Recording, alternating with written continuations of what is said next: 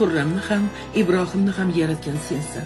Bir joriya nikohli xotiningga aylandi. Ikkinchisi esa xosxona boshlig'idan vazir azamga aylandi. Ular bilan hokimiyatini o'zing bo'lishding. Jumlai jahon ko'rsin va bilsinki, ichki saroyni endi men boshqaraman. Bu ulkan saltanatni men boshqaraman. Meni ismim Xurram. Xurram sulton. Sulton Sulaymonning yagona xazinchisi men bo'laman. Men hukmdorimning ukasiman, yo'ldoshiman. Buni yaxshilab bilib qo'y. Chunki qarshingda bir joriya emas, Sulton Sulaymonning nikohli xotini turibdi. Tashlang buni zindonga. Illo hammasi mening qarorim bilan bo'lajak.